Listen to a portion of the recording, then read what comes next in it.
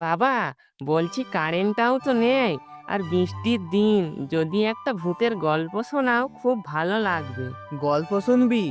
ভয় লাগবে না তো তোর? না না, ভয়টা কিসের? তাহলে শোন, তখন আমার বয়স হবে প্রায় 25। অফিসের কাজের চাপে তোর জেঠুর বাড়ি যাওয়ার সময় হতো না। তাই একদিন শনিবার দেখে তোর জেঠুর বাড়িতে আমি বেড়াতে যাই। এই সুনীল, তুই এখানে কি মনে করে এলি? কেন দাদা, আমি আসতে পারি না? না, আসতে পারিস, কিন্তু তোর দাদা বেঁচে আছে না মরে গেছে সেটার খোঁজ অবধি নিস না তো এখন আর। ছি ছি দাদা, এগুলো কিসব কথাবার্তা বলছো? এই অফিসের কাজের চাপে আসতে না সময় পাই না আমি আর। তা হয় না মেনে নিলাম, কিন্তু ফোনটা তো করা যায়, সেটাও তো এখন আর করিস না। ভুলেই গেছিস আমাদের। না না দাদা, তোমাদের কি আর ভোলা যায়?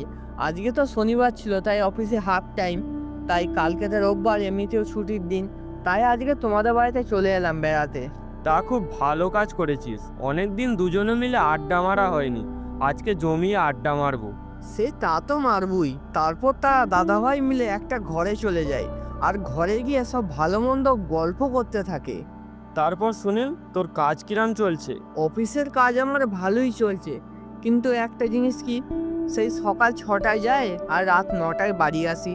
এমনিতে অফিসের কোনো ছুটিই নেই, তাই খুব একটা রেস্ট আমি পাই না। তাহলে এই কাজটা ছেড়ে দিচ্ছিস না কেন? অন্য কাজটা জয়েন কর। আমি অন্য কাজ খুঁজতাম, কিন্তু কি বলতো দাদা, যেখানে আমি কাজ করি ওই জায়গাটা আমার বাড়ি থেকে খুবই কাছে, আর বেতনটাও ভালোই দেয়। তাই আর আমি অন্য কাজ খুঁজি না। ও, ওদের কথাবার্তা চলতে চলতে হঠাৎ সুনীলের ফোনটা বেজে উঠলো। হ্যালো। হ্যালো সুনীল, বলছি নতুন কাজের ফাইলটা তুমি কোথায় রেখেছো? আমরা তো খুঁজেই পাচ্ছি না, তুমি একবার এসে দেখে যাও না। বলছি স্যার, কিন্তু আমি তো বাড়িতে নেই, আজকে একটু ফাঁকায় এসছি। তুমি যা হোক করে আজকে এসো, না হলে এই কাজটা আমাদের হাতছাড়া হয়ে যাবে। এসে খুঁজে দিয়ে যাও। ঠিক আছে স্যার, যাচ্ছি। কি হলো রে, কে ফোন করেছিল? আরে দাদা আর বলো না, বস ফোন করেছিল, এক্ষুনি নাকি আমায় অফিসে ছুটতে হবে। অফিসে যেতে হবে মানে? রাতটা কম হয়েছে, কাল সকালে যাবি। না গো দাদা, একটা নতুন ফাইল আছে আমার কাছে। ওই ফাইলটা আমি যদি আজকের মধ্যে বসকে সাবমিট না করতে পারি, তাহলে আমাদের আর যে নতুন কাজটা পেয়েছি ওইটা আমাদের হাতছাড়া হয়ে যাবে। তাহলে আর কি বলবো, রাস্তাঘাট তো খুব একটা ভালো নয়, সাবধানে যাবি। আর শোন, 33 নম্বর রাস্তাটা দিয়ে যেন যাবি না।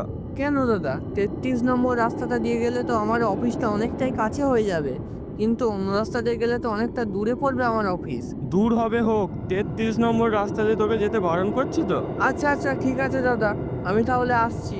সাবধানে যাবি। তারপর সুনীল যথারীতি তার দাদার বাড়ি থেকে বেরিয়ে চলে যায়। তারপর সুনীল চিন্তা ভাবনা করতে থাকে, কি ব্যাপার হলো, দাদা আমাকে এই 33 নম্বর রাস্তাটা দিয়ে যেতে বারণ করলো, কিন্তু অন্য রাস্তা দিয়ে গেলে তো বড্ড দূরই হয়ে যাবে। আমি বরঞ্চ ওই 33 নম্বর রাস্তাটা দিয়েই যাই। কিন্তু দাদা তো আমায় ওই 33 নম্বর রাস্তাটা দিয়ে যেতে বারণ করলো। যা হবে দেখা যাবে, ওই রাস্তা দিয়েই যাই তো। সুনীল তারপর কিছু না ভেবে হাঁটতে শুরু করলো ওই 33 নম্বর রাস্তাটা দিয়ে। দাদা শুধু শুধু ভয় পাচ্ছিল, কয় এই 33 নম্বর রাস্তায় কিছুই নেই। সুনীল অনেকটা রাস্তা হাঁটার পর তার মনে হলো তাকে কেউ যেন পেছন থেকে ডাকছে। সুনীল, এ সুনীল, আমি তোর অপেক্ষাই করছিলাম। কে কে কে? তুমি আমার নাম কি করে জানলে? কে তুমি? কোথায় আছো? আমার সামনে এসো। আমি সামনে গেলে তুই ভয় পাবি না তো? না না না, আমি ভয় খাবো কেন? তোমার দম থাকলে তুমি আমার সামনে এসো। তাহলে আমি তোর সামনেই আসছি। তারপর সুনীলের সামনে একটা কোথা থেকে একটা আত্মা চলে এলো। এ কি, তুমি তো একজন আত্মা? তুই কি ভেবেছিস আমি মানুষ? তুই আর বাঁচতে পারবি না। না না না না, আমায় মেরো না, আমায় ছেড়ে দাও, আমি তোমার তো কিছু করিনি, আমাকে ছেড়ে দাও। তুই আমার কোনো ক্ষতি করিসনি, কিন্তু এ রাস্তা দিয়ে যে যায় সে আর বেঁচে ফিরতে পারে না। তুইও পারবি না বেঁচে ফিরতে। তখন সুনীল কি করবে কিছু বুঝতে না পেরে ওখান থেকে প্রাণপণে দৌড় লাগায়, কিন্তু সে বেশিক্ষণ দৌড়তে পারে না, তাই সে এক জায়গায় দাঁড়ায়। হাঁটতেই পারছি না, আমি আর দৌড়তে পারছি না, আমি আর দৌড়তে পারছি না।